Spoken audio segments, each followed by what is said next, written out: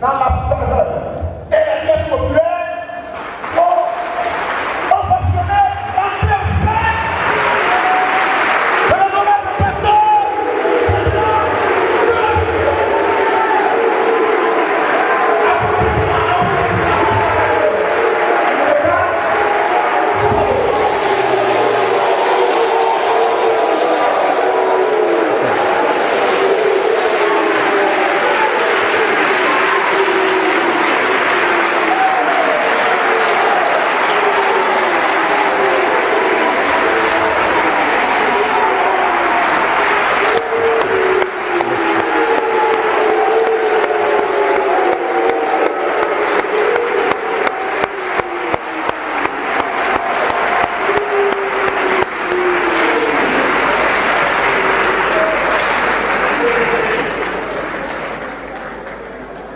Merci beaucoup. Que la paix, la grâce, la bonté de notre Seigneur Jésus-Christ soit avec nous. Je crois que le président de la Fédération russe a dit, lorsqu'il rentrait dans la salle, les gens l'ont annoncé, Vladimir Vladimirovitch Poutine, et le peuple a scandé son nom. Il dit c'est bon, mais j'aimerais encore plus que nous scandons ensemble la chère patrie, ce qui nous tient de plus cher. Et je crois que ce rendez-vous est consacré et placé sous le signe d'un être qui est l'être le plus suprême, le plus mystérieux, qui pour nous les chrétiens est l'auteur de notre existence. Et vous avez ovationné votre frère Gédéon, mais je veux encore que plus ensemble, nous ovationnons le Seigneur Jésus-Christ.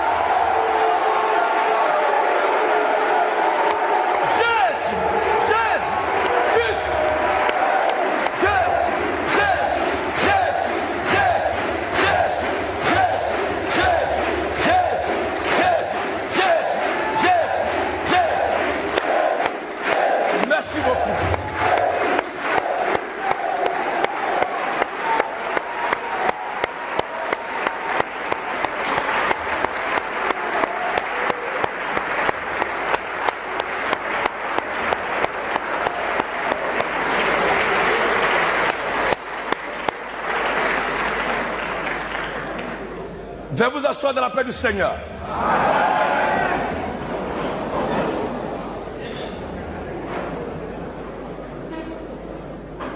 C'est un excellent honneur d'être ici. Et je pense que nous sommes ici dans le temple du savoir, où les pierres précieuses qui doivent illuminer la Côte d'Ivoire de demain, l'Afrique de demain, sont en train d'être polies, sont en train d'être taillées, sont en train d'être traitées, sont en train d'être travaillées au four, en sorte que lorsque ces pierres sortiront de cette école, sortiront de cette université, puissent faire la fierté, la valeur, pas de l'Afrique, de l'Occident, mais de l'Afrique des Africains soucieux de leur liberté.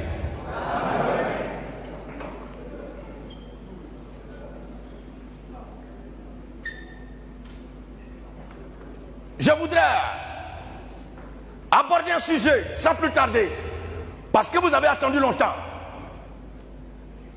Et depuis le matin, vous étiez assis sur les bancs pour traiter vos compos et vos exercices. Il n'est pas question que nous traînons encore les pas. La meilleure façon d'avoir l'envie de se retrouver, c'est de savoir se séparer. Et savoir se séparer, ça se commence et travaille dès le départ, à la première rencontre. Et le sujet que nous voulons aborder, et pour lequel nous sommes là, lorsque nous avons eu la nationale, notre soeur au téléphone, et elle avait manifesté le désir de nous recevoir ici, il y a eu assez de programmes, et le calendrier était chargé. Mais Dieu faisait chaque chose bon en son temps, a permis que le moment indiqué soit aujourd'hui. Et comme personne ne peut empiéter sur le temps de Dieu, et nul ne peut prêter un langage à Dieu, étant souverain, étant le maître des temps et des circonstances, la Bible dit fais chaque chose bonne en son temps. Le sujet pour lequel nous avons travaillé durant tout ce temps, et la pensée, la portion de la parole de Dieu à vous préparer, vos consciences et vos esprits, pour faire de vous des croyants dignes de ce nom. À ceux qui croiront bien sûr. Parce que quoi qu'on dise, quoi qu'il advienne, quoi qu'il en soit, Le monde est déjà catégorisé en deux groupes. Il y a des gens qui ne croiront jamais. Et si eux-mêmes manifesteraient le désir de croire, Dieu les empêcherait. Et tant de questions se lèveraient encore dans l'esprit de ceux qui pour la toute première fois vont entendre ce genre de discours tel que nous le prenons. Bien entendu, après l'intervention de votre serviteur, il y aura une pause pour qu'il y ait des questions. Mais avec le temps qui nous est réparti, je ne suis pas sûr qu'on puisse se satisfaire en répondant à toutes les questions. Mais nous ferons de notre mieux. Au-delà de tout, s'il y a des gens qui ont des sujets de contradiction, des sujets à débat, qui voudraient bien sûr, dans la fraternité, débattre avec nous, je crois que nos programmes sont connus de tous. Nous sommes à Figayo, Inch'Allah, sur les places publiques ici en Côte d'Ivoire, surtout à Abidjan. Vous pouvez ménager votre programme et descendre là-bas. Vous serez reçus comme vous nous recevez ici. Et là-bas, il n'aura pas à faire des temps limités. Il n'aura pas à faire des temps chronométrés. Vous aurez tout le temps la latitude d'exposer votre point de vue. Parce que lorsqu'on fait des débats, il faut vraiment du temps pour que chacun exprime sa pensée, son point de vue. Mais aujourd'hui, après l'exposé, après la conférence, il y aura bien entendu des questions auxquelles nous répondrons. Vu la masse, la multitude, la populace et le peuple qui est là, si chacun a une préoccupation, une question, je ne crois pas que le temps soit suffisant pour traiter ces questions. Mais nous prendrons l'essentiel. Nous sommes tous encore sur terre et nous sommes en Côte d'Ivoire ici. On aura encore le temps de se revoir. Tout dépend de notre sœur, la nationale qui nous reçoit. Avec vous-même aussi. Et pour avoir honoré de façon symbolique ce rendez-vous, j'aimerais qu'on acclame le Seigneur pour votre bonne disponibilité.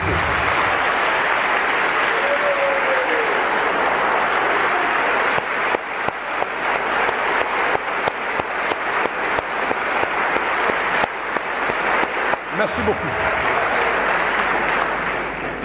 Le sujet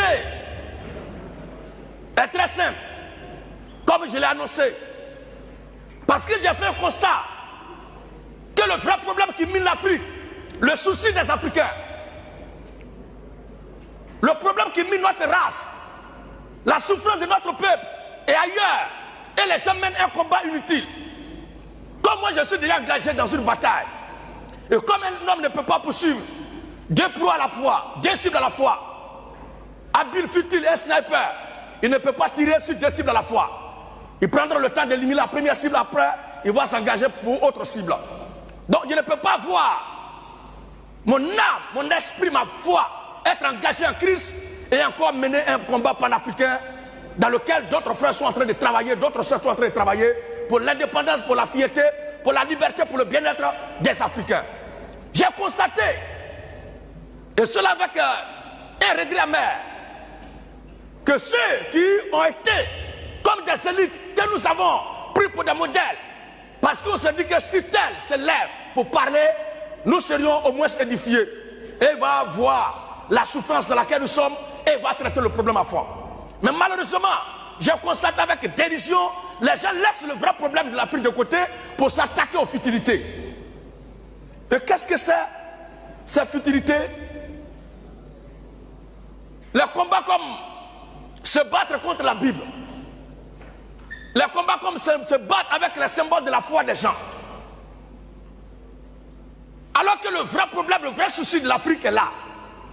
Ce dont on a besoin pour jouir d'un épanouissement, d'une indépendance, d'une liberté, pour jouir de nos ressources, de nos bien-être, de nos richesses qui sont spoliées, exploitées par l'Occident, avec la complicité de ces vassaux endurcis, de ces fiers, voilà, de ces fiers vassaux endurcis, qui servent de paillassons, qui servent de support aux Occidentaux pour piller, pour nous appauvrir, pour nous assujettir. Le vrai problème est là. Le sérieux souci de l'Afrique est là. On le laisse de côté pour mener un combat inutile. Je vois les gens qui se battent pour aller libérer les dieux qui seraient pris en otage, enlevés par les colons lors de la colonisation. Ce soir, je voudrais attirer votre attention sur ce sujet.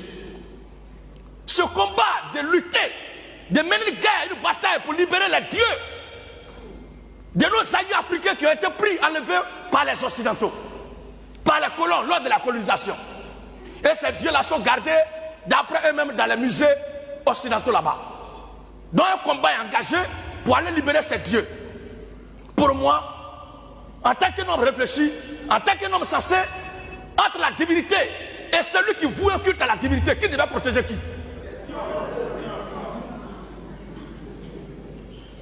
Je suis sidéré, je suis surpris, je suis scandalisé de voir des élites, des intellectuels, des gens qui ont accumulé, qui ont emmagasiné, entraîné des diplômes, comme un chapelet, peuvent mener sur les réseaux sociaux, sur les médias, un combat pour aller libérer les dieux qui sont pris en otage par l'Occident. Ça là, ça peut donner sac de ciment à qui? Ça peut payer maintenant de qui? Ça peut aider qui à réaliser quoi dans la société? Sur ces dieux qui sont enlevés par les colons, déposés dans les musées, sont vraiment en danger. Leurs collègues qui n'ont pas pris, qui sont restés ici là, qu'est-ce que leurs frères d'âme là font pour aller libérer leurs gars aussi?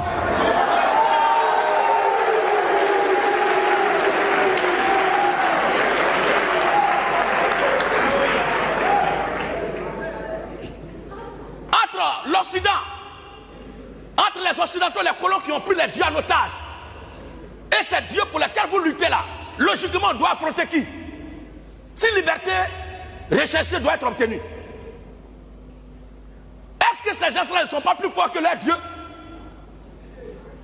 Je vois des gens qui prônent l'africanisme. Moi aussi je crois à un avenir meilleur de l'Afrique. Je l'espère.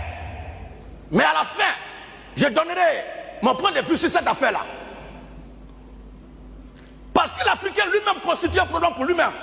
Il constitue un danger pour son propre épanouissement. Il suffit que tu vois un de tes frères en train de faire un travail, en train de mener une activité qui ne lui rapporte que 5 000 francs par jour. Et on va voir un Africain, son propre frère, ou sa soeur, aller prendre un canari à 500 000 francs pour attaquer une activité de 5 000 francs de revenus par jour.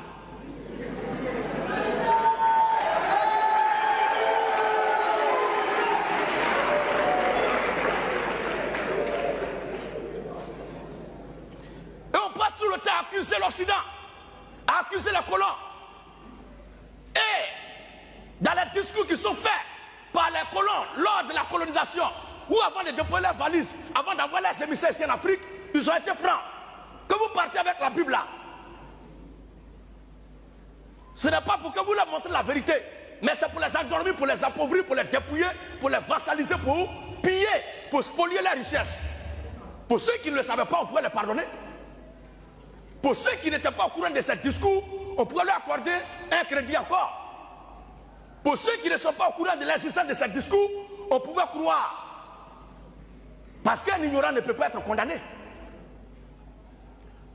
Mais nos aïeux n'étaient pas au courant de ça. Ils n'ont pas connu l'objectif, la pensée, le souhait, le but visé par l'Occident en envoyant la Bible en Afrique, en envoyant la religion ici. Maintenant qu'on est informé, maintenant qu'on est instruit là-dessus, pourquoi encore ces mêmes-là, nous croyons et continuons de croire jusque-là qu'ils feront quelque chose pour notre bien-être? Pourquoi? Parce que la Bible a été envoyée pour être instrumentalisée et a été instrumentalisée par les colons, par l'Occident contre l'Afrique. Je ne peux pas le nier parce que les faits historiques sont là. Mais en aucun moment, ce qui est dans la Bible, le contenu, jamais n'a été dispensé aux Africains par les colons dans le moindre détail de façon précise. Mais Dieu étant le créateur de toute la création, étant le maître de toute l'existence, a bien voulu que dans chaque peuple, il y ait quelqu'un ou des gens éclairés pour permettre au moins aux autres de découvrir la vérité aussi.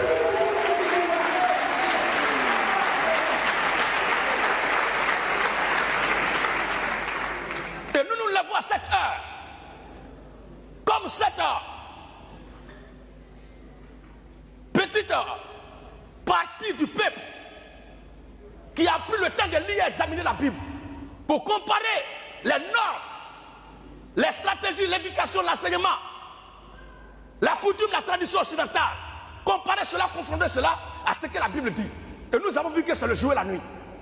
En aucun moment ce que la Bible a dit n'a été un jour utilisé par l'Occident ou les Occidentaux pour faire voir aux Africains ce qui devait être logiquement. Bien entendu, c'est Dieu qui sont pris en otage. C'est Dieu qui a été enlevé par les colons et gardé dans les musées. C'est Dieu qui a été pris en otage par les colons et gardé dans les musées. Dans ces musées-là, c'est Dieu qui sont gardés, maintenus là-bas comme des prisonniers, tenus, esclaves des colons. Est-ce que nous les humains, c'est nous qui sommes adorés par les divinités avant que la vérité pour nous les chrétiens ne vienne, ou ce sont les humains qui adorent les divinités? Ce qu'on adore, c'est que c'est au-dessus de nous. Celui à qui on dédie un culte, devant qui on se prosterne, on rampe, on se met à genoux là, il jure d'un droit de domination, de supériorité sur toi. Tu es un subalterne, tu es inférieur à lui. En aucun moment, vous deux, vous ne pouvez jouir des mêmes prérogatives, des mêmes pouvoirs. Et si ces dieux-là sont vraiment des dieux, nous les chrétiens, c'est ce que la Bible dit que nous croyons. On va comparer l'attitude de ces dieux africains qui ont été enlevés par l'Occident, qui ont été enlevés par les colons. On va comparer leur attitude aux dieux qui apparaissent dans la Bible, son attitude. On va voir qui mérite vraiment d'être respecté, d'être craint. Des idoles de bois taillés qu'ils ont enlevés, ils ont pris en otage, ils ont gardé dans les musées. Des sachants, des intellectuels se battent pour aller libérer ces bois taillés là. Mais si ces bois qui te manquent, demande tes parents, c'est quel bois ils ont pris pour tailler ce faux Dieu là. Va tailler le même Dieu.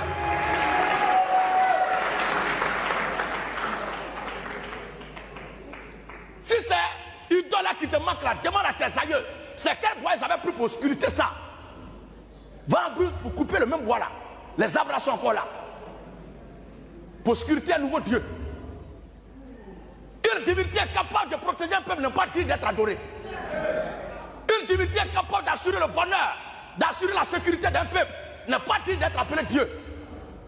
Nous les chrétiens, nous adorons le Seigneur Jésus-Christ parce qu'il nous a convaincus que dans toute la création, dans toute l'existence, il n'y a pas son égard. Il est unique à son genre. Il est le souverain. Il est le Dieu des dieux. Il est le Seigneur des seigneurs.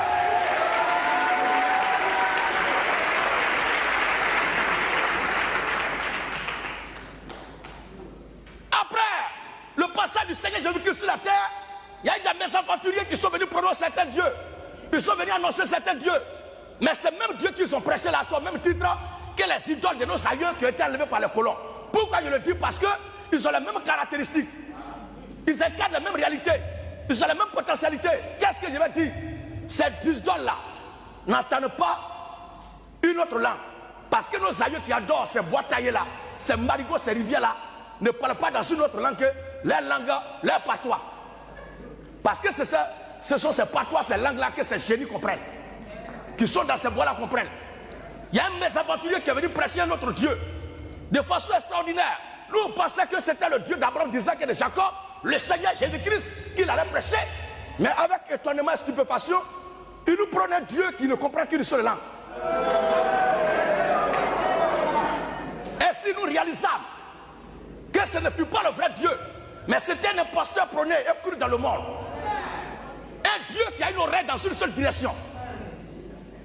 Et de s'y croire, il a même des totems, il a peur.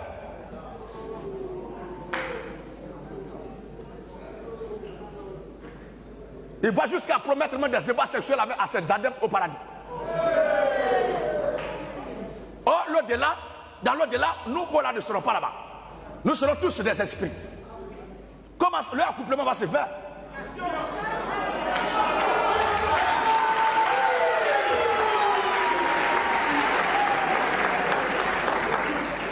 Voici une croyance dont l'espoir est essentiellement basé sur le sexe.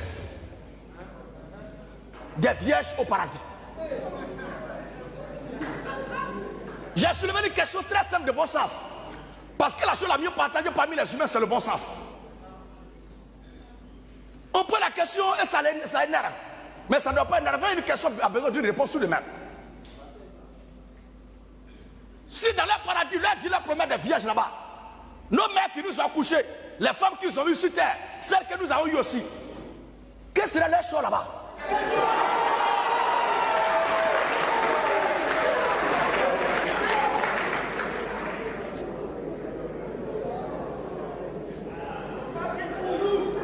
Alléluia! À part la religion, l'occidentalisme, l'européanisme, le maçonnisme, l'africanisme, le gnosticisme et la gloire. Vive la révolution chrétienne! Vive la révolution de la mort! Attention! Alors, nous allons continuer.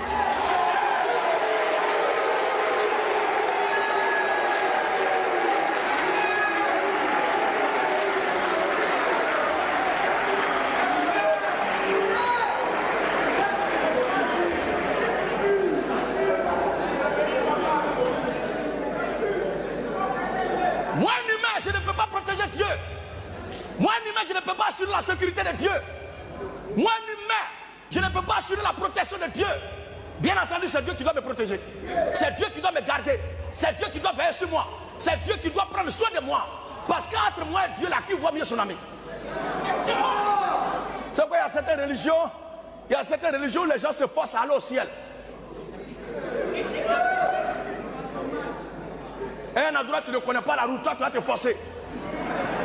Et il faut chercher Dieu. Il faut chercher Dieu. Mais entre moi et Dieu, qui est mieux placé pour voir son ami?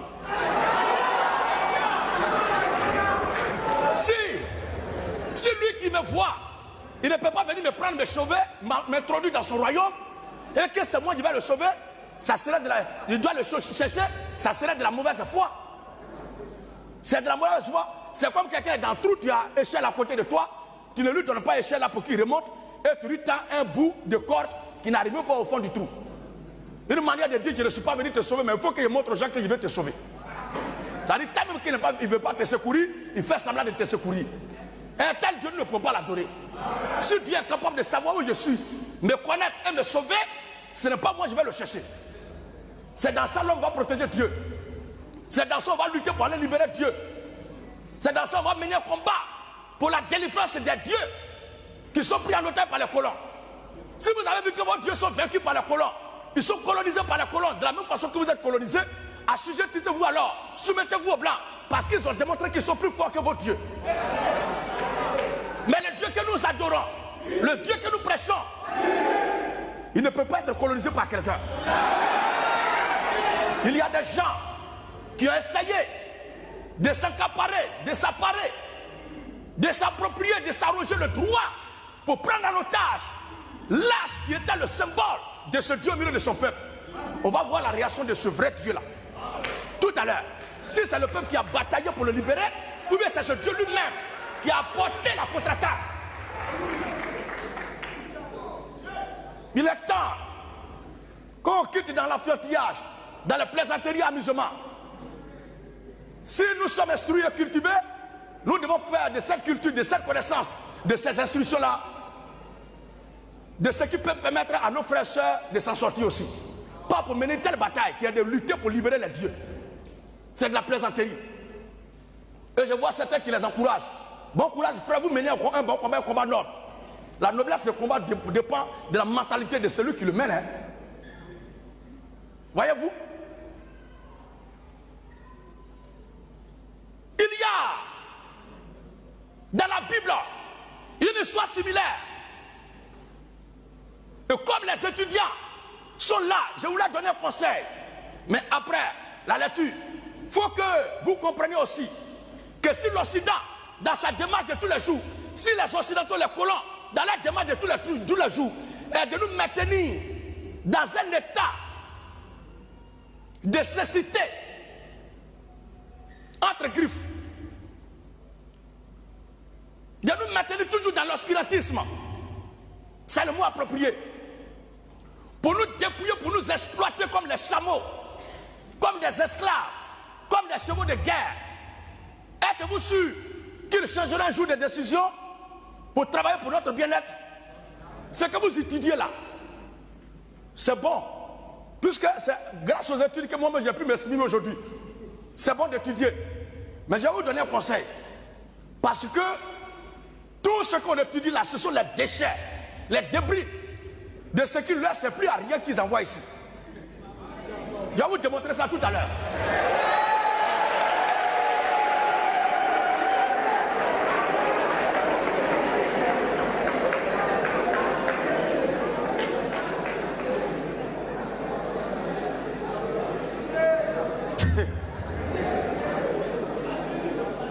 C'est pourquoi à un moment donné, tu sais qui je suis.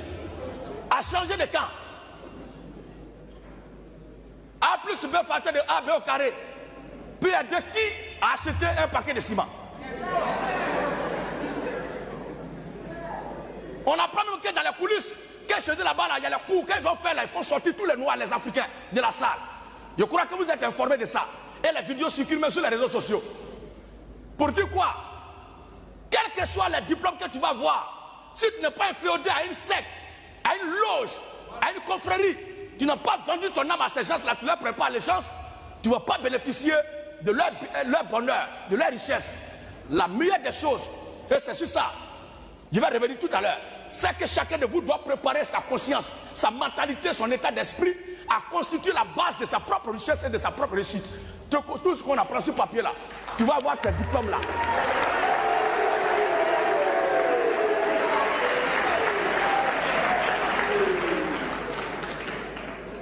Les diplômes sont pour la formalité, pour être informé de ce qui se passe. Je suis informé que la Russie est composée de tant le président actuel de la Russie s'appelle comme ça. Je suis informé qu'en Côte d'Ivoire, on a tel million d'habitants, la superficie de la Côte d'Ivoire c'est tant, et que la population ivoirienne, voici la densité. En grande majorité, tant, les femmes sont tel nombre. Ça, ce sont les informations journalières. Un homme qui gère un bâtiment, qui a sa rizière, sa plantation de cacao, qui a sa plantation d'anacarde de café, ou encore de palmier à huile là, tu as fini de réciter tout ça là, il va te donner transport pour que tu partes.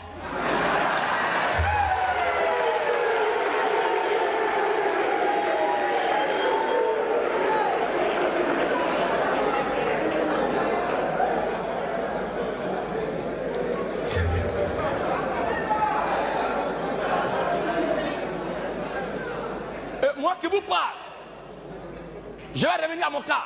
Alors, on va lire. Parce que si ce sont les hommes qui doivent lutter pour libérer les dieux, ce sont les humains qui doivent se battre pour libérer la divinité, c'est que les divinités sont féodées aux humains. Les humains sont les supérieurs des divinités. Or, dans l'existence humaine là, les esprits sont au-dessus du physique.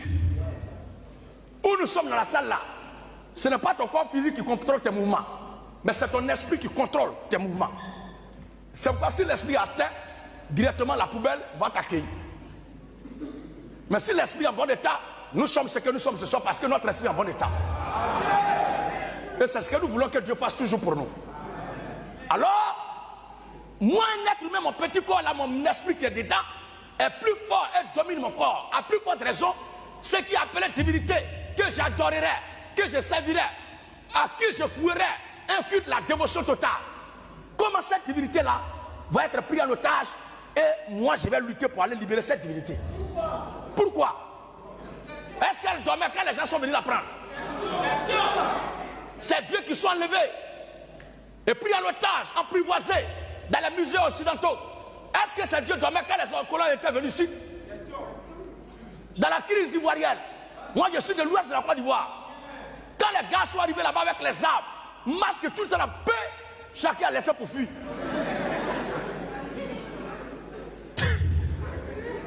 Et il y a un vieux qui a pris tous les masques parce qu'il est lui le gardien des masques. Les armures, l'habillement, des porteurs de masques là, il a ramassé tout. Parce que dans ma famille, il y a un porteur de masques. Je ne parlerai pas de ce que je n'ai pas vu ni de ce que je n'ai pas connu. Ça sera de la stérilité spéculative. Mais il faut être pragmatique, il faut être concret, il faut être précis. Parce qu'un fait que tu as vécu, lorsque tu en parles, c'est toi-même qui es en train de parler de ça parce qu'on ne t'a pas raconté. Je ne parle pas d'après on dit, mais j'ai vécu. Alors c'est ce vieux porteur de masques là qui a pris tous les masques pour les sécuriser. Parce que les gens mettaient feu dans les maisons, dans les cases.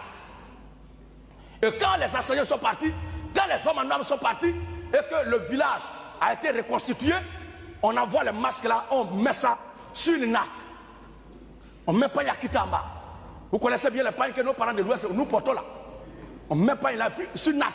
Et puis la tête de masque, les amis, on dépose. Et on demande à lui, où est pour toi? L'autre, où est pour toi? Mais masque là ne reconnaît pas celui qui le portait. C'est tout cela qui me pousse à ne pas croire au bien fondé du culte qu'on voit à ces choses-là.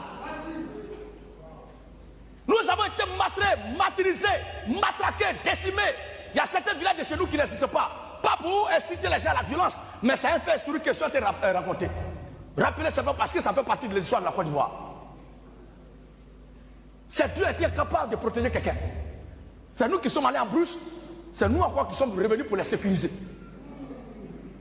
Et ils n'ont même pas désarmé un d'entre eux. Ils n'ont pas pris la revanche même d'un citoyen, ni d'un porteur de masque. Ils étaient assis là où on les a laissés pour fuir. Et si les gens ramassaient de telles masques pour partir avec eux, moi j'ai dit, je vais mener un combat pour aller les libérer. Quand moi j'ai été attaqué, ils ont fait quoi?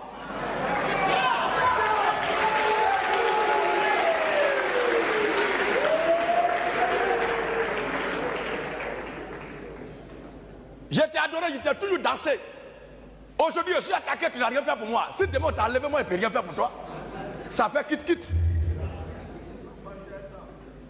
Alors, on va lire juste 2 passages. Dans le livre de Psaume 127, à partir du verset 1. Psaume 122. Pour ne pas être long, on prend 121 seulement. Psaume 121. Donc Psaume 127, Psaume 121. Et les 2 autres, vous prenez aussi 1 Samuel chapitre 5 et 1 Samuel chapitre 6.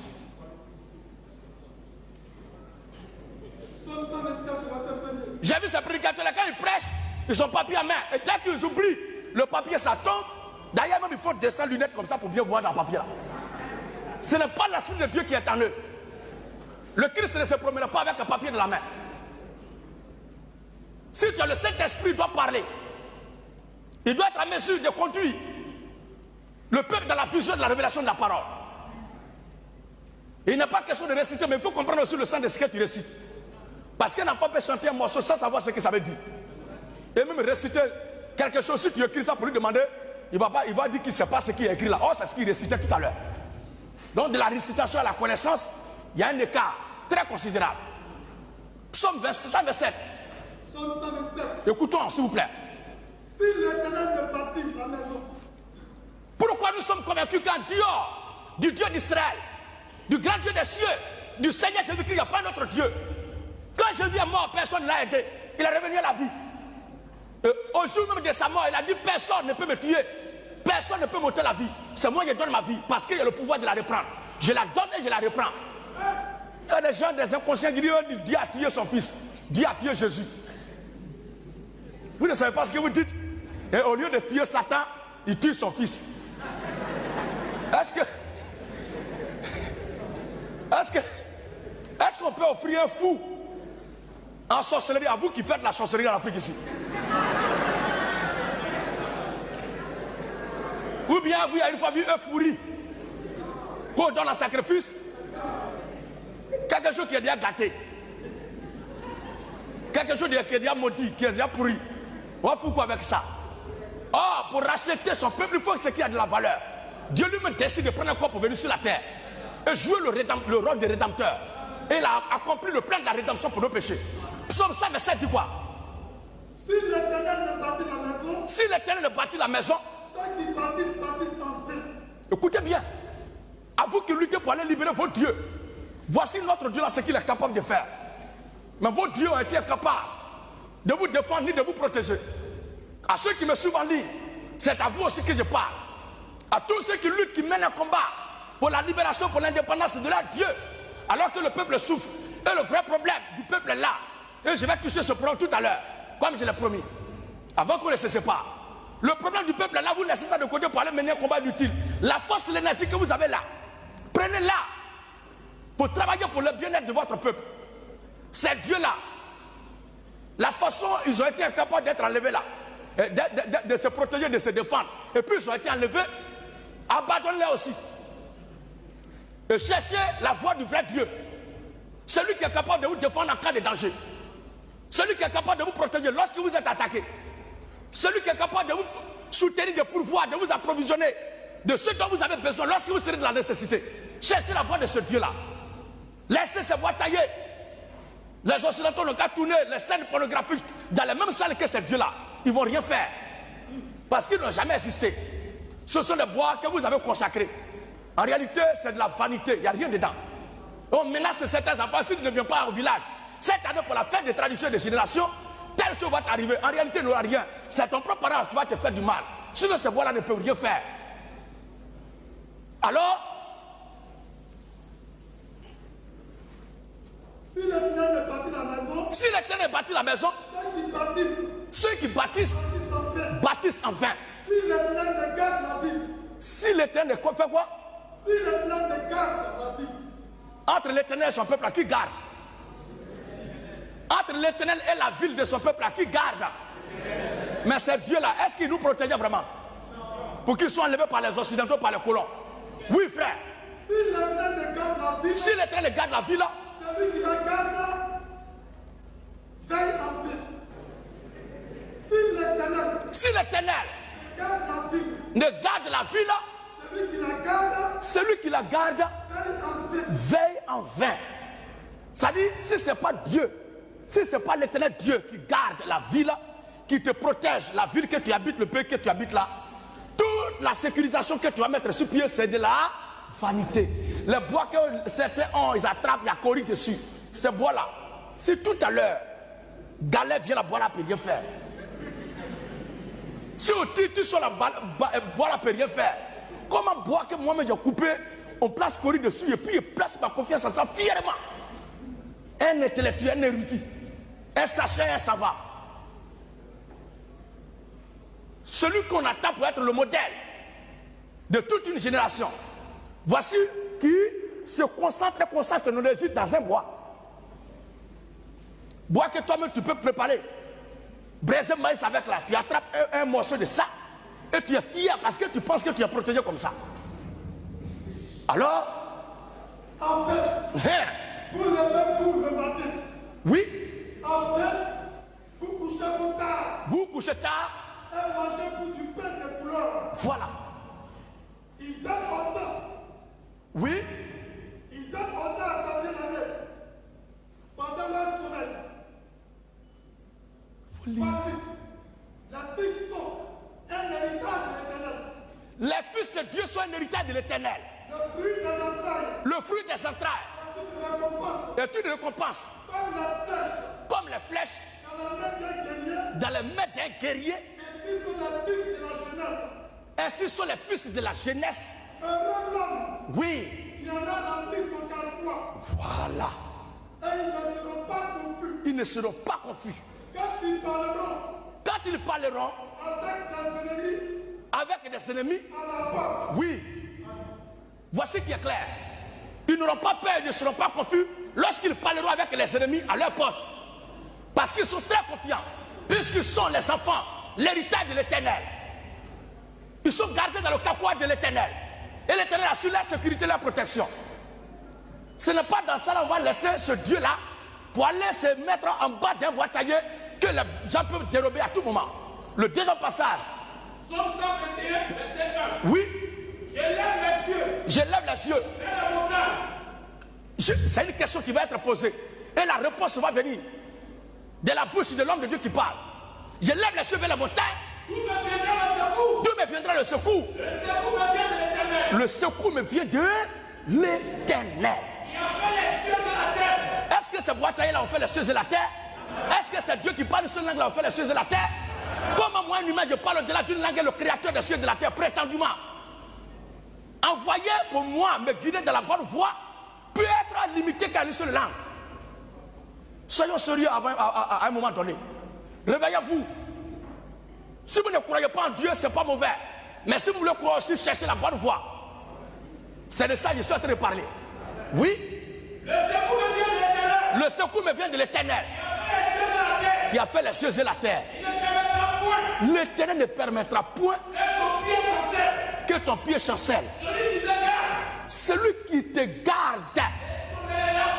Celui qui te garde ne sommeillera point. Est-ce que ces dieux-là ne dormaient pas? Dans quel cas ils étaient, puis ils ont été enlevés. Et puis c'est vous qui allez lutter pour aller les libérer. S'ils sont capables de se défendre, c'est vous-même qui vont défendre. J'attends une réponse. Sortirons.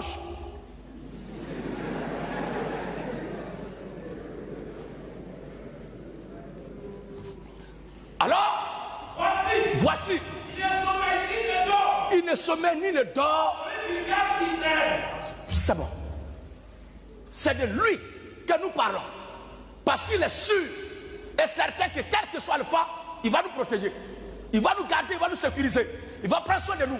Il n'est pas comme ces bois taillés, ces idoles, sculptés, ces bois, ces masses de terre, ces cailloux sculptés qui sont appelés injustement Dieu. Une divinité capable d'assurer la sécurité de son peuple ne peut pas être Dieu. Et beaucoup ne seront pas contents en écoutant ce qu'ils sont en train de dire ce soir. Parce qu'ils ont placé leur confiance au Dieu de leurs ancêtres. Les dieux de vos aïeux et vos ancêtres ont fait quoi? Et non, les gens croient à un Dieu blanc. Quand vous me dites blanc là, en tant qu'intellectuel, est-ce que ça passe bien? Ça là, c'est quelle couleur? C'est quelle couleur? La couleur blanche. Est-ce qu'il y a une couleur de peau comme ça sur terre? Je n'arrive pas à comprendre pourquoi les intellectuels peuvent appeler les caucasiens, la race caucasienne là, la race blanche. Je n'arrive pas à comprendre comment les intellectuels appellent la race mongole, la race jaune. Est-ce que vous n'avez jamais vu carton jaune? Il y a quelle couleur de peau qui est comme ça? Je n'arrive pas à comprendre comment les gens qui sont érudits intellectuels appellent les mongols, ou encore les mongols à la race jaune, ou encore la race malaise, la race marron. Vous savez ce qu'on appelle marron? Quand vous voyez les couleurs là, ça ressemble à ça. Est-ce que vous savez à quel moment de la vie ces couleurs ont été perverties, l'appellation a été pervertie, et puis on dit blanc, noir, rouge, jaune. Il faut que chacun se renseigne. Parce qu'on est ici là, chacun à Google n'a qu'à aller se chercher. C'est pas pour ça que je suis venu ce soir. Je suis venu pour parler de ces dieux incapables, ces fainéants, ces faux dieux là. Maintenant, c'est un blanc, c'est un rouge. Quand tu vois le sang, ça ressemble à une couleur de peau. Quand tu vois carton rouge qu'on donne aux gens là, ça ressemble à une couleur de peau. Mais pourquoi vous appelez ça quand même rouge, blanc, noir? C'est la race noire ceux qui a respecté la couleur telle que ça a été dit au départ. Alors, je reviens à mon sujet. Pour ceux qui veulent se renseigner, je crois que nous sommes disponibles sur le terrain d'évangélisation. Passez là-bas, on va causer. Nous sommes là sous une invitation, on va se concentrer sur l'objectif. C'est faux Dieu que nos aïeux ont adoré inconsciemment et que les colons sont venus démonter et démontrer qu'ils sont incapables d'être adorés, d'être Dieu. Qui vous a dit que Jésus est un blanc? Jésus n'est pas un blanc. Quand il est descendu sur terre, il a porté une nationalité, c'est vrai. La nationalité juive, la nationalité israélienne. Mais dire que Jésus est un blanc, je ne sais pas sur quoi les gens se basent. Pour dire que Jésus est un blanc. Oui. 1 Samuel. 1 Samuel 5, premier. Voici comment Dieu a parlé. Voici comment il a jeté les dés. Que lui là, il veille sur tout, il protège tout, il veille sur son peuple. Pour faire la démonstration qu'il est le Dieu qui a le pouvoir de faire tout ce qu'il veut. Il a fait semblant. La caisse lâche qui était le symbole de ce Dieu au milieu du peuple de Dieu là, il a fait exprès pour laisser les gens prendre, pour donner une leçon à ces dieux qui se font appeler Dieu là, de voir comment Dieu agit. S'il est vraiment Dieu, comment il se comporte. Il y a un peuple qui est venu prendre l'arche de l'Éternel en Israël, qui est venu enlever l'arche de l'Éternel. Mais on va voir la réaction de l'arche de l'Éternel lorsqu'ils sont allés déposer l'arche de l'Éternel dans leur musée. Vos dieux là, ça fait combien d'années ils ont été envoyés là-bas? Qui a appris qu'ils ont une fois fait des dégâts là-bas? Ils ont frappé quelqu'un là-bas? Ils ont attaqué quelqu'un là-bas? Depuis ils sont allés la façon ils sont arrêtés là, comme ça ils sont. Ils sont devenus poussiéreux.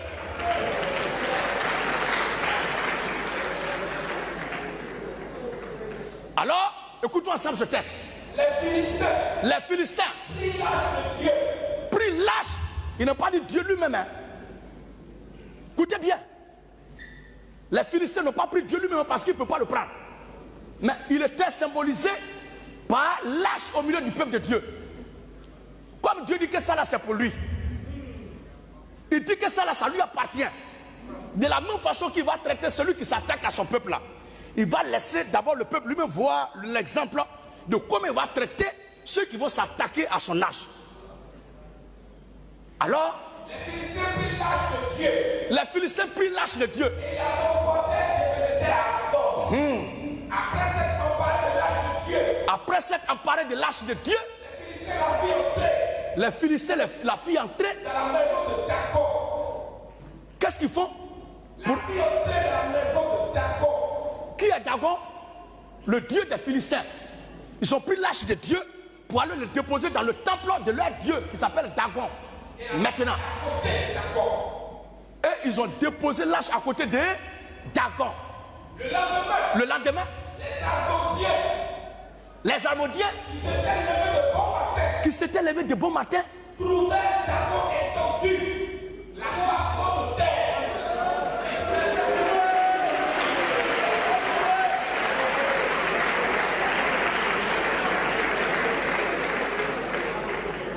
Il n'est pas camarade de quelqu'un.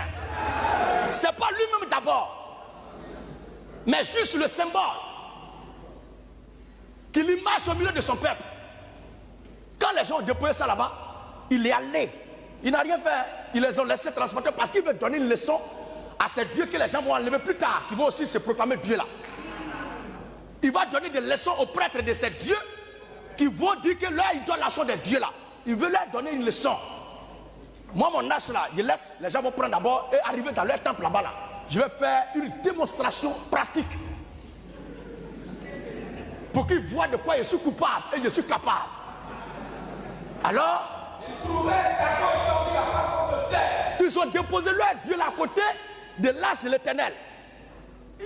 L'âge de l'Éternel, regardez jusqu'à Dieu a dit, il dit, mais ces gens-là, qu'est-ce qu'ils font comme ça? Et petit, couche-toi.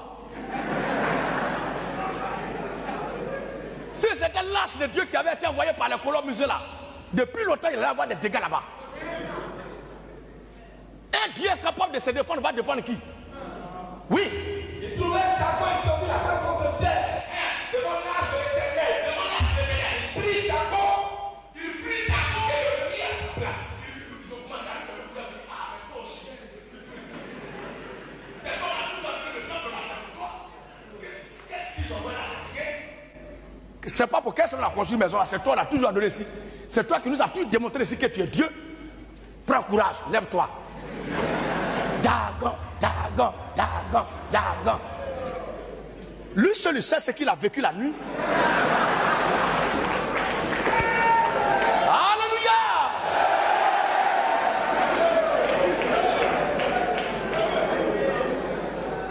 Lui seul il sait ce qu'il a vécu la nuit. Quand nous jouons d'amis en tant que débutants à l'époque, quand quelqu'un est fort que toi, et puis tu joues avec lui, en secret il fait semblant de te laisser. Mais si tu es en secret et tu gagnes, il ne faut pas prendre gros cœur de dire tu vas t'affronter devant les gens. Quelqu'un d'amusement qui te fait tomber, 1, 2, 3 te fait tomber, c'est dans ça aussi vrai là, il va te faire tomber. Il y a certaines choses, la sagesse t'aurait souhaité que tu dis bon, ça là, il laisse pour moi à Dieu. Ce n'est pas une pute, mais c'est pas sagesse. Parce que si tu ne laisses pas pour toi à Dieu, ça va chauffer. Ils ont encouragé Dagon, vas-y, vas-y, vas-y. Et ils l'ont déposé. Oui. Le lendemain. Oui. Ils trouvaient Dagon étendu, la face contre terre. Deuxième coup encore. Devant l'âge de l'Éternel. Là, ils l'ont placé là. On ne sait pas qui l'a déplacé pour venir le faire coucher. Il est venu ramper. Donc les remparts là, ce n'est pas le père d'Alois seulement. Hein. Il y a eu des remparts parmi les dieux.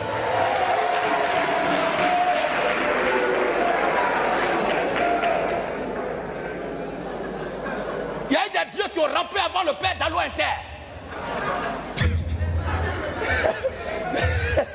Les ancêtres même de Dalo Inter ont existé, c'est d'eux qu'on parle là. Et lui il s'appelle Dagon. On ne sait pas qui l'a enlevé de sa position, il était assis là-bas, sur leur trône, à l'autel. Et il est venu se prosterner devant l'Éternel. Lâche de l'Éternel. La suite. Dagon étendu, la face contre terre. Oui. de Dagon. Et ses deux mains étaient abattues sur le sol. C'est-à-dire, sa tête a été décapitée. Et il ne lui restait plus que le tronc. C'est son tronc seulement qui restait. Si hier, quand ils sont venus pour le déposer, il a dit, ah, enlevez-moi un souvent partir ensemble. Est-ce que ça, là, ça allait lui arriver? C'est ça la démonstration du véritable Dieu. C'est pas lui-même, mais c'est son âge. Le symbole, l'image représentative de ce qu'il est. C'est ça qui a fait des gars comme ça. Maintenant, c'est pas terminé. Il a fini de frapper leur Dieu. L'âge de l'Éternel a frappé leur Dieu. Quand il a fini de frapper leur, il a fini de frapper leur Dieu, puisque c'est une hache. Quand l'âge de l'Éternel a fini de frapper leur Dieu, Dagon, on va voir à qui il va s'attaquer après. La main de l'Éternel. Si leur Dieu qui les protège, si leur Dieu qui les garde, si leur Dieu qui les soutient, si leur Dieu qui les gouverne, si leur Dieu qui les sert, si leur Dieu qui est censé les protéger a été décapité, eux-mêmes, laquelle sera leur sort? Comment? La main de l'Éternel. La main de l'Éternel S'appesantit sur les Asdodiens. s'appesantit sur les Asmodiens. Et il mit la désolation parmi eux. Depuis là, ces dieux des Africains l'attendent quoi? Pour faire la même chose parmi les colons là-bas. Même Vladimir Poutine est fort que leur Dieu là. Parce que lui au moins se répond. Les gens attaquaient point de Crimée, il a bombardé Odessa. Les gens ont fait simulation de drones. Il a riposté. Et la riposte a été dure. Un humain agit comme ça. C'est Dieu qui va croiser les bras durant combien de siècles? Il est assis là-bas et puis il ne parle pas. Ils sont puisque c'est un club, beaucoup de dieux qui ont été enlevés. Beaucoup de dieux enlevés. Même un être humain, quand il est en prison, son avocat plaide et puis il obtient sa liberté. Mais c'est Dieu là qui va plaider pour eux. Ils sont incapables, il n'y a pas leurs congénères, ni encore leurs collègues qui sont restés ici, leurs frères d'armes. Il n'y a pas un qui va décoller ici pour aller quelque part là-bas. Les Africains, les sorcelleries, ceux qui savent faire, parce que moi je suis africain aussi, je ne parle pas de tous les Africains, mais je parle de ceux qui sont imbus de leur propre conscience, qui en jugent d'une certaine outrecuidance, de ces bêtises, de ces choses creux, béats, de non-sens. Et là, on a un pouvoir mystique. Ce pouvoir mystique-là sert à quoi? C'est pour empêcher quelqu'un de réussir. C'est pour sortir la nuit pour aller chier dans une classe. C'est pour aller attaquer un pauvre élève la nuit dans son sommeil pour le poursuivre. C'est pour aller se déguiser en mari ou femme de nuit la nuit pour aller souiller des jeunes gens pour les empêcher d'être mariés dans la société. À part ça, qu'est-ce qu'ils peuvent faire de bon? À bas les dieux africains. À bas les dieux africains. Mais vive le Seigneur Jésus-Christ. Pendant que je suis en train de parler, la salle peut être occupée par les élèves. Mais si au-delà de ça, de l'aspect physique qu'on voit, il y a un être, quelqu'un ici qui dispose d'une autre dimension, susceptible de ne pas être vu et qui est capable d'agir, qui le sait pour voir ce que je suis en train de dire ici, c'est amusant.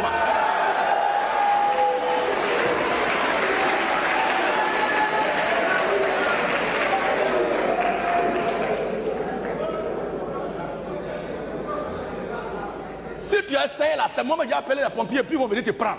Pom, avec le conseil de la nationale. Avec sa permission, on va te ramasser. Ta viande, on va ramasser pour aller déposer ça quelque part. Tous ceux qui disposent d'une dimension mystique de la salle, vous êtes des bâtards.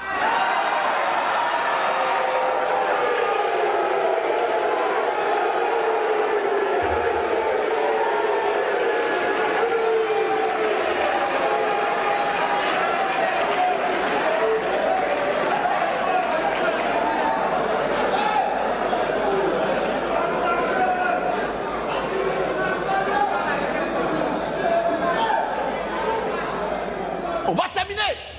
Parce qu'il y a une chose capitale sur laquelle je voulais conclure. On va finir vite la lecture biblique. Pour que vous voyez au moins le fondement de notre foi. Pour comprendre pourquoi nous transpirons et nous crions dans les rues. Chaque jour, sous le soleil, sous la pluie. À bas dans les rues. D'autres pensent qu'ils sont conscients qu'ils ne savent pas ce qu'ils font. Certains disent que je dois faire rire. C'est pourquoi nous l'écoutons. Mais quand quelqu'un est trop doué, il est trop intelligent, il y a une façon qui est appelée la méthodologie, mais la pédagogie, pour permettre à ceux qui sont inférieurs à ceux qui dispensent de comprendre. Il faut les mettre à l'aise. Ça ne veut pas dire qu'ils sont conscients.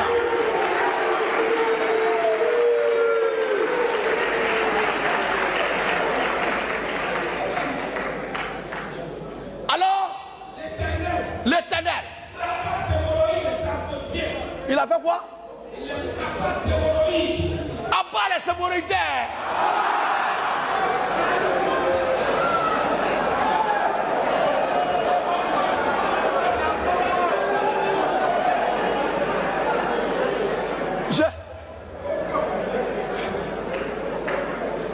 J'ai écouté un faux docteur de la parole de Dieu qui dit qu'il a posé une question que personne n'a pu répondre.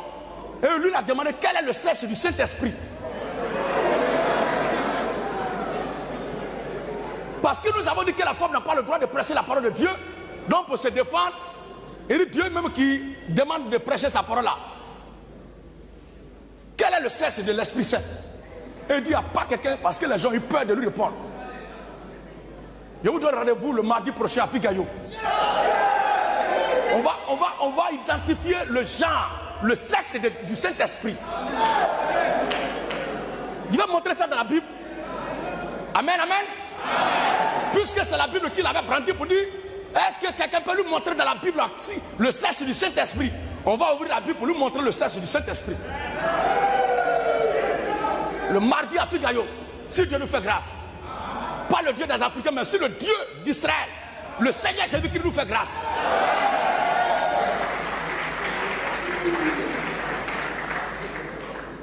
Oui. L'Éternel ne frappa d'hémorroïdes à Asdod et à son territoire. Vous voyez? Il y a des gens qui étaient venus à la campagne d'évangélisation. Et on les a loués pour dire, allez-y, faites bruit et ne laissez pas le temps à Gédéon de parler. Là, comme ça, vous allez le gagner. On ne vient pas pour gagner Gédéon. Mais on vient pour démontrer que le Dieu qu'on croit est le véritable Dieu. Quand nous sortons là, c'est l'objectif qui est là. Mais le bruit, oui, ils ont fait jusqu'à... Moi, je suis arrêté là, je les regarde. Un lion, quand il voit les hyènes, les lycaons, les loups et les chiens sauvages sont agités, le lion est serein. Et puis il les regarde.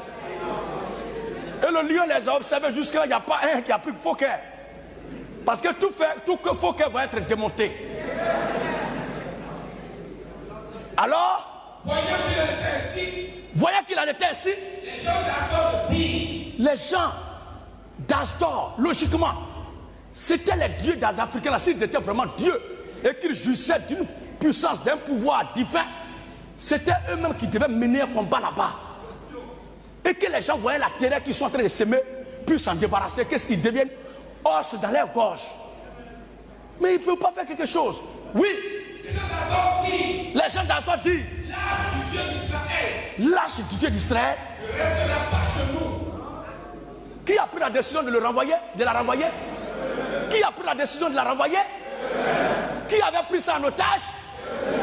Maintenant, qui prend la décision de ramener ça? Voilà logiquement comment Dieu doit se comporter.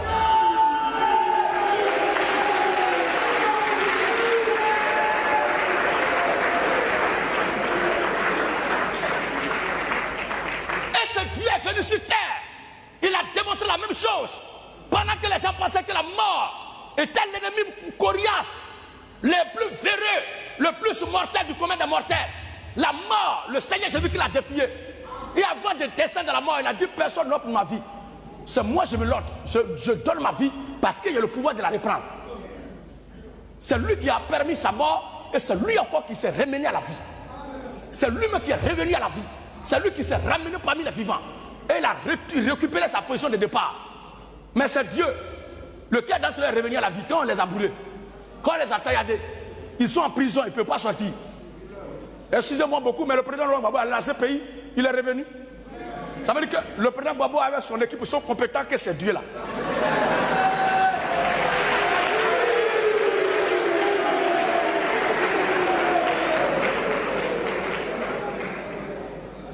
Alors, lâche du Dieu d'Israël ne restera pas chez nous.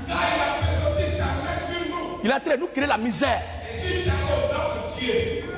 Sur Dagon, notre Dieu. Oui. Il fit chercher. Assembler auprès d'eux. Avant de continuer, il y a quelque chose qui me vient à l'esprit là. S'il vous plaît, chers camarades, chers frères et sœurs, ne vous fiez pas aux politiciens de ce monde. Ces gens-là qui ne se souviennent de votre résistance que lorsque les élections approchent. On n'a pas besoin d'un poste ministériel. On n'a pas besoin d'une campagne électorale pour faire du bien à ses semblables, à ses concitoyens. Si on a le pouvoir, la capacité de rendre service, on n'a pas besoin d'attendre les élections. Ils attendent pendant les élections pour venir se jouer comme s'ils sont avec vous, même sous la pluie. Mais depuis la pluie, nous chicotait, maison même inondée, on ne les voit pas. Il n'y a même pas maison même. Il y a des gens qui dorment dans le coin dehors. Et après cela, ils vont dire qu'ils travaillent pour le bien-être de la population. Aucun politicien de ce monde-là ne travaille pour le bien-être de la population. Chaque politicien qui vient travaille pour rehausser sur le blason de son image, pour lui-même, son ventre et le ventre de son équipe. Celui qui ne veut pas comprendre cela, c'est un problème. C'est pourquoi je vous donnerai le conseil tout à l'heure par rapport à vous-même, votre propre avenir. Sinon, aucun politicien ne viendra pour aider tout le monde. Je vous dis la vérité. Ce sont les gens qui sont comme la mer qui reçoit l'eau, qui n'est jamais rassasiée, comme la terre qui reçoit les morts et qui n'a jamais dit qu'elle est rassasiée, comme le séjour des morts qui reçoit les morts et qui n'a jamais dit adieu, c'est bon maintenant. Comme femme toutou, une pain qui reçoit les clients, ça a été rassasié.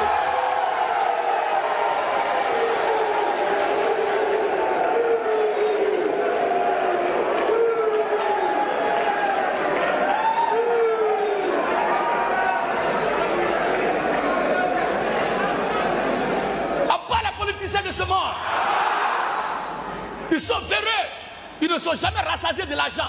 Il suffit que, c'est vrai, que la situation est dure, mais beaucoup d'entre nous sont victimes. Beaucoup d'entre nous sommes victimes des systèmes gouvernementaux, des systèmes étatiques, parce qu'on ne peut pas comprendre pourquoi tu ne veux pas aider quelqu'un pour qu'il fasse son business.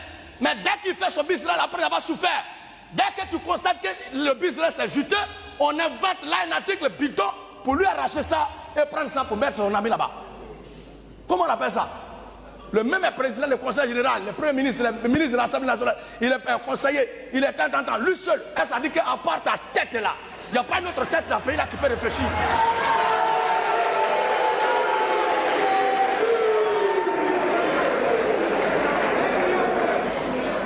C'est ça le monde. C'est ça le système de ce monde. C'est ça la politique de ce monde.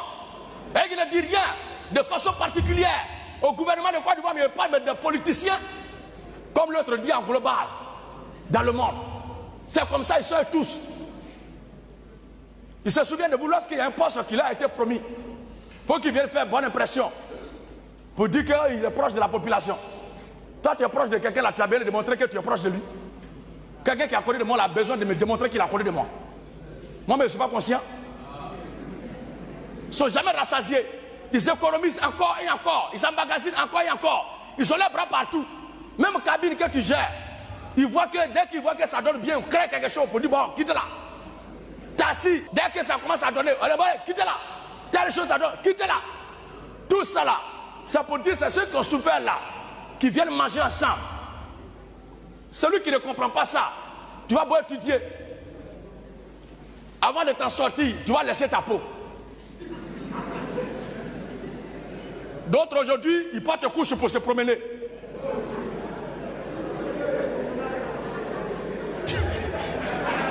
À bas les garçons Bousseau.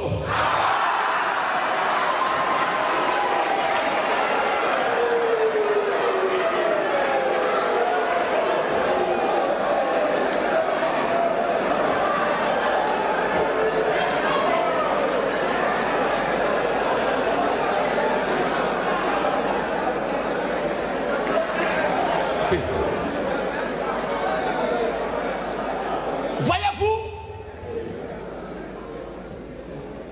le Dieu d'Israël a démontré qu'il est au-dessus de tous les dieux. Il a prouvé que c'est lui qui est le Seigneur des seigneurs. C'est lui qui est le roi des rois. Partout en Afrique, ça pleure, ça gémit. Mais c'est Dieu, ces détenteurs de pouvoir occulte font quoi pour aider la population? Rien. Ils luttent toujours. On revient au point de départ, c'est-à-dire zéro. Il faut changer, il faut essayer aussi autre chose pour voir. Le vrai problème ailleurs, c'est la diversion qu'ils font. Alors, il fit chercher. Assemblé auprès d'eux. Tous les prêtres des Philistins disent. Que ferons-nous de l'âge du Dieu d'Israël? Les princes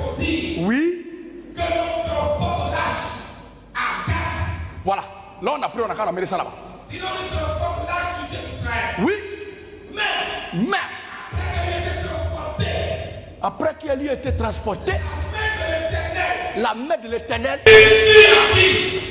il a commencé à servir encore. Il eut une très grande consternation. Une consternation, un cœur, une pleurs, des graissements de dents. Il frappe les jeunes larmes. Parce que les coups donnés par le Dieu d'Israël étaient très forts. oui, Il frappa les gens de la ville. il frappa les gens de la ville, depuis le plus petit jusqu'au plus grand. Et il eut une éruption d'hémorroïdes. Ici.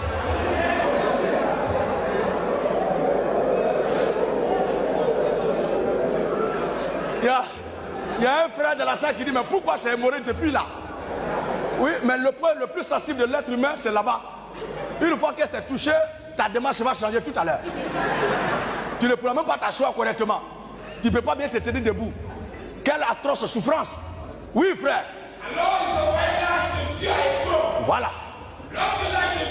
Lorsque l'arche de Dieu, les pays occidentaux, les musées occidentaux, dans lesquels ces dieux africains ont été déportés, de pays en pays là, où est-ce qu'on a une fois entendu qu'ils ont fait quelque chose? Rien. Ce sont des dieux capables, des dieux compétents.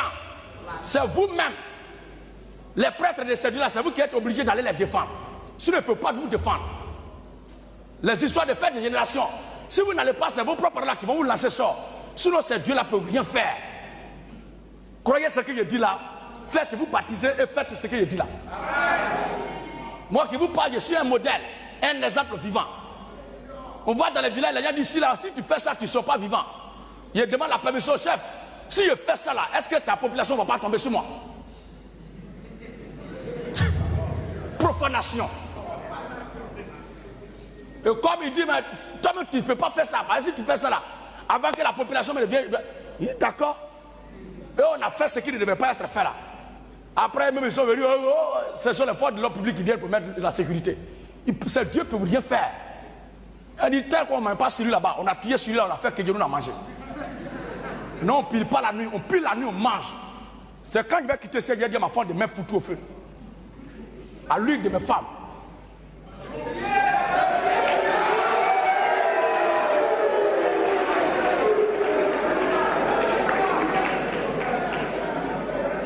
Je sais que les voyants ont vu ce que j'ai dit. Alors on revient à notre sujet.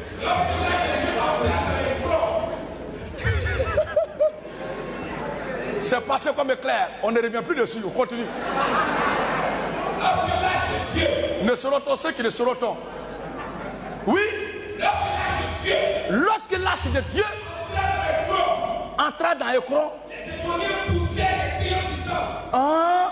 on transporte chez nous l'arche du Dieu d'Israël. Ce qui crée problème, ils sont en train d'envoyer ça ici. Pour nous faire mourir. Donc qui avait peur de recevoir ça? C'est le peuple même. Ce sont les mutins, les assaillants qui ont peur maintenant de garder l'arche de Dieu chez eux. Pourquoi depuis là, leurs dieux ne font pas de dégâts aux musées occidentaux? Pour qu'eux-mêmes s'en débarrassent. Les dieux qui sont là-bas, ils vous ont oublié. Oubliez-les aussi. Ça, c'est un combat qui n'a pas de sens. Alors, Il fut chercher les prêtres des Philistins et dit, il fut chercher les prêtres des Philistins et dit, renvoyez l'arche du Dieu d'Israël. renvoyez l'arche du Dieu d'Israël. Qu'elle retourne en son lieu. Qu'elle retourne en son lieu. Qu'elle ne fasse pas mourir. Qu'elle arrête de nous faire mourir. Nous et notre peuple. Donc voici l'exemple que le Dieu, que nous les chrétiens nous adorons donne. Pour que ceux qui veulent s'attaquer, qui veulent apporter atteinte à la vie des fils de Dieu puissent comprendre ce qui les attend comme mesure de représailles. C'est ce que notre Dieu fait qui est là. Maintenant ces dieux africains les font quoi? Ce sont les prêtres, les enfants même du village là qui rendent aveugles, ils rendent fous, ils rendent toc-toc. Dans ces familles-là qui adorent ces dieux qui ne parlent qu'une seule langue là, chaque famille a son tonton.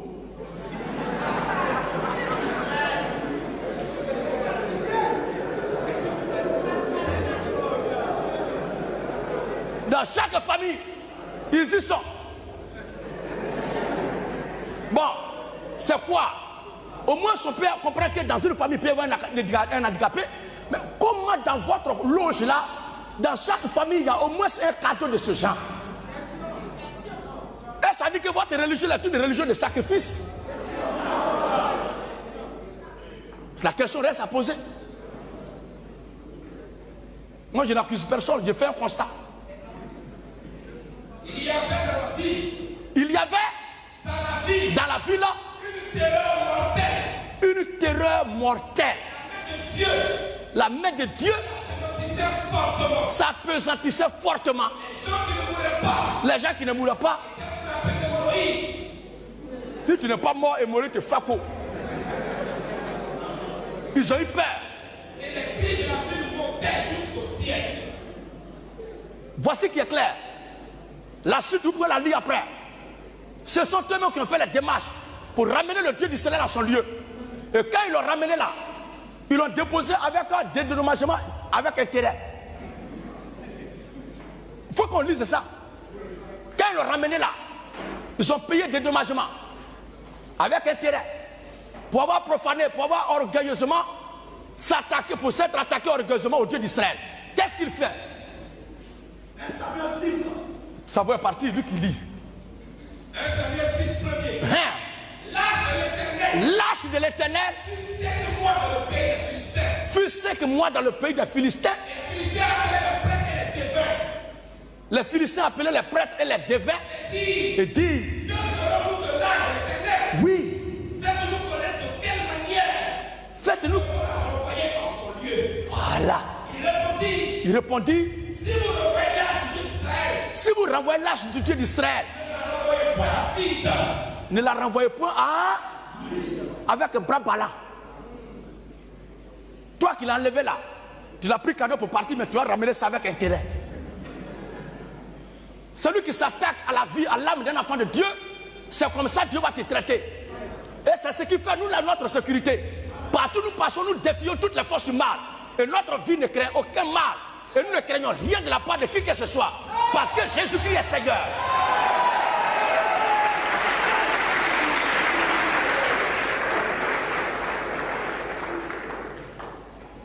Alors, ne la renvoyez point à vide. Faites à Dieu un sacrifice de culpabilité. Donc ils sont coupables. Ils se sont rendus coupables devant Dieu pour avoir pris son âge. Ce qui lui est arrivé, tous on a vu. Vous pouvez lire tout le texte à la maison après. 1 Samuel 5, 1 Samuel 6. Vous comprendrez vous-même. Et ce Dieu est venu sur terre en la personne de Jésus-Christ. Il a pris un corps humain. Il est venu sur terre. Et la Bible dit Jésus-Christ est né par la vertu du Saint-Esprit. Or le Saint-Esprit c'est Dieu lui-même.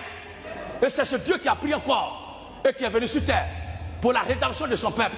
Parce que personne ne fut capable, personne n'a été à la base de ce qui s'est passé pour faire le rachat. C'est lui-même qui a provoqué ça, c'est lui-même qui a créé ça, c'est lui qui veut racheter son peuple de cette situation-là. Et il a fini le travail, il est retourné à son lieu. Et par la puissance de son esprit, il est en nous.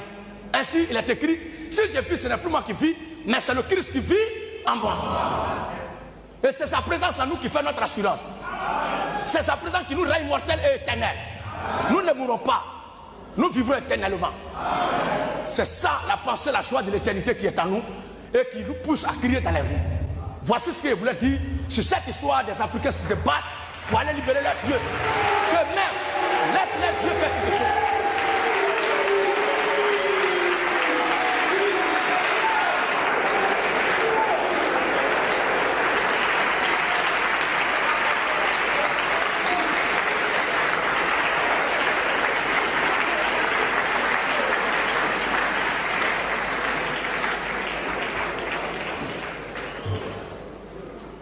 Pour revenir aux diplômes universitaires, qui ne sont pas de mauvaises choses en soi,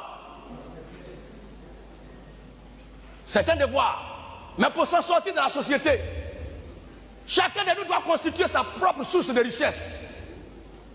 Après s'être confié au vrai Dieu, tu vas réciter la formule de Thalès et de Pythagore. Tu as fini quelqu'un qui a sa plantation. S'il n'a pas payé ton transport, tu ne vas pas partir. Je vous donne un exemple très simple de ce que j'ai vécu. Après la mort de tous mes parents, Abidjan ici, j'étais venu pour continuer les études. Il n'y avait pas quelqu'un. Et c'est ça. Dans chaque village ici en Afrique, il y a un cahier où on fait des cotisations pour que s'il y a mort, on puisse apporter cela pour aller enterrer dignement celui qui est mort. Mais jamais un cahier n'a été ouvert pour cotiser et aider les enfants à passer des concours pour qu'ils réussissent dans la société. Ça aussi, c'est un mal à combattre chez les Africains. On ne doit pas faire cotisation pour attendre le jour de ta mort pour honorer ta mémoire. Mais pendant que tu es vivant, l'amour qu'on porte pour toi doit être démontré en t'aidant à réussir ta vie, ton rêve dans la société. Alors, j'étais là. Et comment faire pour continuer mes études? J'étais obligé de me promener chercher. Et j'ai croisé des gens qui avaient seau, des gants avec une brosse. J'ai dit, mais vous faites quoi? Ils disent, ils gagnent cola l'eau. Ils lavent le WC douche. J'ai dit, mais comment ça se fait? Je me suis intégré. Et c'est dans laver WC douche là, le week-end. Et pendant les congés, je m'investissais pour avoir de quoi payer ma scolarité. Et personne d'autre ne pouvait m'aider si je ne faisais pas ça. Et si Dieu n'avait pas changé les choses, parce que le destin, c'est à quoi ma destinée, c'est ce que je suis en train de faire aujourd'hui. J'avais mis dans ma tête de relever ce défi-là, élargir ce secteur de laver vaisselle douche là. Parce que chaque douche coûtait à l'époque 250. Avec vaisselle collée, ça fait 500 francs. À jamais les rues là, je connaissais les noms, les Bekati, les Dar es Salaam, les William Ponty, les Tanti, Alokocho, toutes ces rues là, j'avais ça en tête. Depuis Dallas jusqu'à, comment on appelle ça, où il y avait la base arrière de Satan, le succursale de la prison brésilienne, appelée injustement, maladroitement Église, Royaume universel de Dieu. À l'époque, voilà.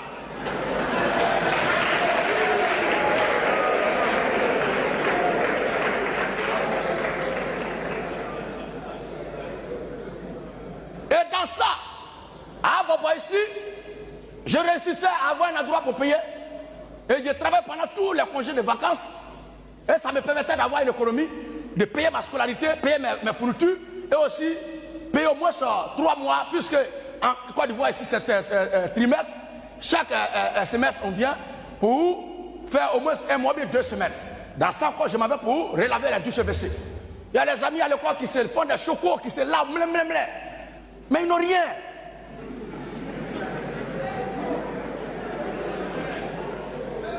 D'autres, ils n'ont pas moraux.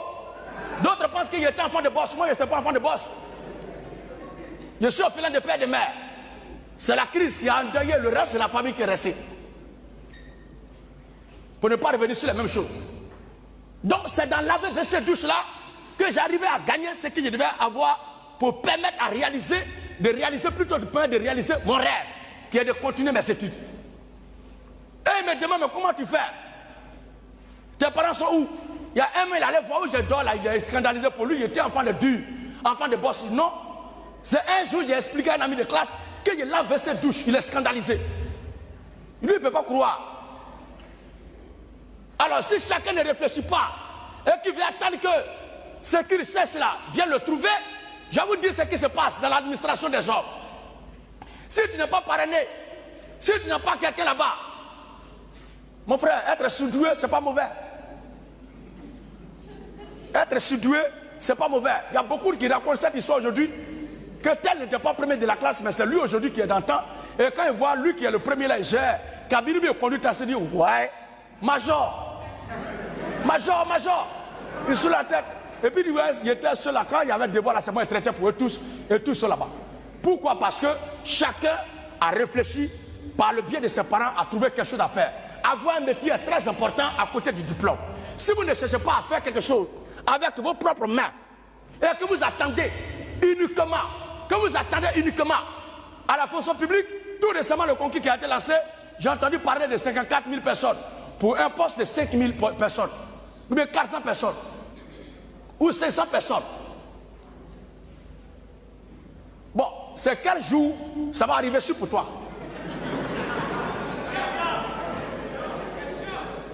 C'est pourquoi j'aime nos parents qui travaillent en communauté. Ils se mettent en groupe, ils réfléchissent. S'il y a une portion de terre, ils se cotisent et ils achètent ça. Ils réalisent quelque chose dessus.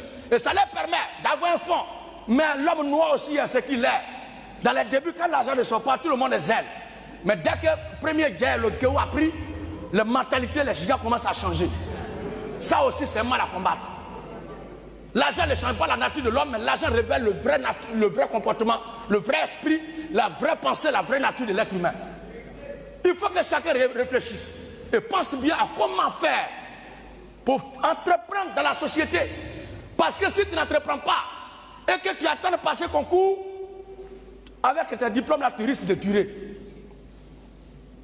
Il y a certains qui ont travaillé, tout est propre, ils sont allés faire stage, ça a bien marché. Mais pour les engager là, on leur pose la question, qui t'a parrainé? Cette question-là a fait qu'il est retourné au point zéro. Cette question a fait qu'il est retourné au point zéro. Tout cela pourquoi? Parce que si tu n'as pas bras long, tu n'as pas quelqu'un quelque part pour t'aider, tu ne pourras pas t'en sortir. Mais si chacun réfléchit et qu'en groupe, en société, en communauté, on travaille, en équipe, on travaille, on pourra s'en sortir. On pourra nous retrouver, on pourra bien se retrouver. Parce que si on attend que tout vienne là-haut, de l'administration, pour venir, vous-même vos propres transferts d'unité, vous faites 100 francs là, il y a timbre que vous payez. Or, vous n'avez jamais pris ce timbre-là. Mais tu n'as pas pris timbre. Quand tu fais un transfert là, tu ne lis pas le message. On te prélève l'argent de timbre. Est-ce que tu n'as pas pris timbre là pour coller sur le reçu de transfert là? Mais c'est l'argent qui s'en va. Aucun État au monde ne suffira, ni ne se suffira pour aider toute la population. Je préfère vous dire la vérité que de vous faire croire le discours des politiciens. La meilleure façon de vous faire croire leur bonne foi et leur sincérité, c'est de se débarrasser de tous ces postes et d'occuper une seule fonction. En ce moment-là, nous croirons à leur bonne foi. Mais aussi longtemps qu'un seul individu occupera et accumulera plusieurs postes à la fois et se dira il est venu pour aider les autres, ne croyez pas à sa sincérité de foi. Parlant de la Bible, qui serait un instrument de malheur pour les Africains. Je vous comprends, parce que ceux qui envoient la Bible l'ont accompagné de leur manière de nous assujettir, de nous dépouiller, de nous détruire, de nous appauvrir, de nous exploiter, d'expolier nos richesses et de piller nos sous-sols. Mais après avoir découvert la pensée cachée de ces gens, l'idée noire de ces gens-là, qu'est-ce que vous faites? Qu'est-ce que vous faites? On constate encore que le combat que vous menez contre le christianisme, vous prenez les déclarations des colons, des occidentaux, que vous appelez philosophes pour combattre la pensée de Christ, le christianisme. C'est-à-dire, l'habit de Saint-Pierre là, vous récupérez pour mettre à Saint-Paul. Si on suit votre logique de Jésus est blanc, les colons, ceux qui sont là-bas aussi sont blancs. Les Descartes qu'on cite, les Thalès qu'on cite, les Nietzsche qu'on cite, les Karl Marx qu'on cite, les... comment il s'appelle? Spinoza qu'on cite, Spinoza Baruch, les César Jules qu'on cite, mais ce sont des barbares. Il n'a pas vu un Africain qui parle couramment et qui cite son propre frère africain en exemple. Pour la première fois qu'un Africain a pu développer une pensée qui a convaincu le monde, quand les gens veulent utiliser ça, au lieu de mettre le nom de l'auteur après avoir cité la personne, on dit quelqu'un a dit. Par mépris pour la race noire, on ne veut pas dire le nom de l'auteur de la pensée. Quelqu'un a dit quelque part. Mais quelqu'un a dit quelque part là-dessus, quelqu'un n'a pas de nom. Parce que les gens sont complexés. Ils ne sont pas d'accord que les noirs brillent. Et ils travailleront toujours pour que nous ne puissions pas émerger. Et ils travailleront toujours pour nous maintenir dans les profondeurs de la boue, de la misère. Si quelqu'un pense que l'école qu'on fait là, ça va nous aider à réussir, je pose une question de bon sens simple. Hein. À l'école primaire, le mouvement du soleil est décrit comment? Le soleil se lève à l'est et se couche à l'ouest. C'est pas ce qu'il a appris à l'école primaire. Maintenant, où on est aujourd'hui dans cette salle-là, qui peut réciter ça? On nous dit au contraire que c'est la terre qui tourne, qui gravite autour du soleil. En tant que sachant, diplôme qu'on a, tout ce qu'on est en train de chercher là, on retient quoi de ces deux formules?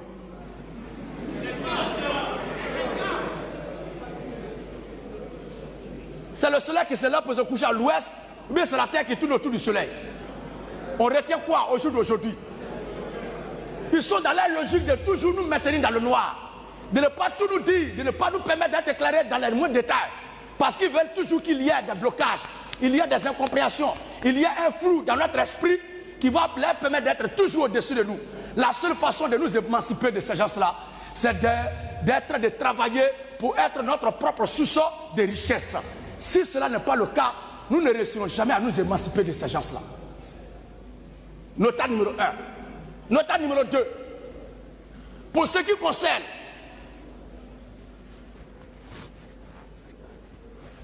la réussite et le progrès du combat des panafricains, je vous en conjure mes frères, aussi longtemps que vous mènerez des combats en rang dispersé, ce qu'a dit l'ex-président de la Côte d'Ivoire, c'est ce qui va arriver.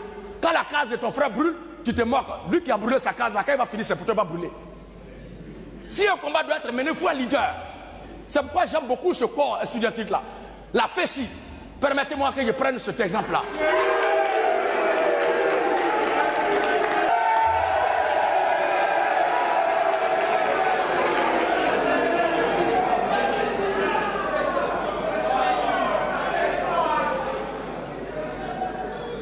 Je n'ai jamais été dans ce corps. C'était mon souhait quand j'étais au secondaire, au lycée. Mais je n'ai pas eu le temps d'être à l'université. Parce que la misère a fait que moi-même, je devais lutter pour ma propre vie. Donc, intégrer la FESI était devenu comme un programme pour moi. Or, ce n'était pas comme ça qu'il faut procéder. Alors, il y a quelque chose qui m'a marqué de l'esprit de la FESI. La façon dont la FESI est structurée. Il y a lu une fois un article sur la FESI. La façon dont la FESI est coordonnée. La FESI est hiérarchisée. Non. Salut à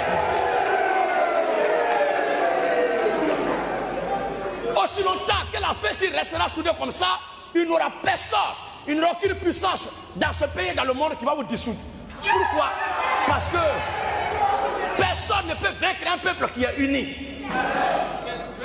Il y a deux possibilités. Soit on nous élimine tous, soit on se met à ça pour chasser celui qui veut nous éliminer.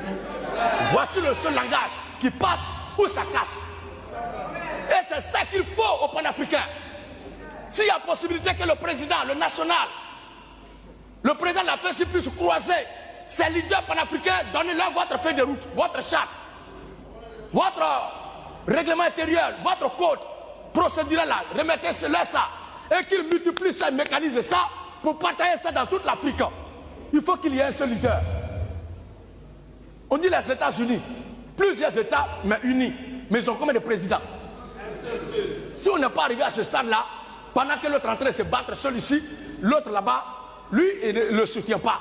Pourquoi? Parce que chacun veut être à la tête. Voici ce qui a causé le malheur de cette équipe de Côte d'Ivoire des éléphants de la génération d'Aïssoko. Une génération de talents, de stars, mais qui n'a remporté aucun trophée à cause de la rivalité qui régnait entre eux. Parce que l'autre veut dire que c'est lui, l'autre veut dire que c'est lui, au point qu'il y a pas de brassard. Or, ce n'est pas ça que la population attend. Nous, on veut qu'ils marquent les buts et qu'ils gagnent les trophées pour recevoir nos champions. Mais ils se sont occupés des détails futiles, inutiles, et ils ont vieilli, ils n'ont rien fait. Ça sera la même chose qui attend ces panafricains qui luttent. Ils parlent, on les écoute. On voit que leurs pensées, ils sont illuminés. On comprend, mais on n'arrive pas à savoir où ils s'en vont avec nous. Bon, dans tout ça, on a compris. Si tel sa manière de faire n'est pas bon, tel sa manière de faire n'est pas bon. Bon, c'est qui maintenant qui est le nouveau leader que nous tous on doit suivre. Arrivé à ce stade-là, chacun se positionne. Et nous sommes dans une Afrique. Et ça sera toujours le mal qui va miner ce continent. Nous sommes dans un continent, une Afrique dans laquelle la loyauté est vue comme symbole de lâcheté. La fidélité à son mentor est vue comme quelqu'un qui n'a pas d'ambition. Mais s'il y a une ambition, et que l'ambition que j'ai fusionne avec la vision de mon leader, pourquoi je vais me décaler de lui? Je reste là avec lui, on peut faire ensemble. Et c'est ce qui fait la force de la FESI. On ne peut pas avoir deux leaders à la fois. On ne peut pas avoir deux présidents de la FESI à la fois. Que tu sois d'accord ou pas, c'est lui que nous tous reconnaissons, donc tu dois le reconnaître aussi. C'est la même chose qui doit être prônée chez les panafricains. Aussi longtemps qu'ils n'ont pas un leader commun qui présente à l'Afrique tout entière. Et cela ne doit pas être forcément que parce qu'il est des mêmes pays que toi. Mais ce qui doit nous intéresser, c'est la fusion, la synchronisation, la familiarité des pensées de l'idéologie. Et c'est ça qu'on doit regarder. On ne doit pas dire que comme il n'est pas de mon pays, donc il ne doit pas le suivre. Aussi longtemps qu'on sera dans ces détails-là, on ne va pas s'en sortir. Alors, pour réussir et s'en sortir, il faut que ces leaders qui mènent ce combat, ça et là, reviennent à l'essentiel du combat. Au lieu de lutter pour aller libérer des faux dieux incapables de les protéger, qu'ils reviennent à eux-mêmes pour mener le vrai combat, qui est la misère, la pauvreté, la division, le manque de confiance en soi qui a gagné la population, le manque de confiance en son frère qui a gagné la population, que chacun revienne à lui-même. Pour ne pas vous retenir longtemps, je ne peux pas dire tout en même temps. Voici un peu ce que je voulais dire à tous mes frères et sœurs que vous êtes dans la salle.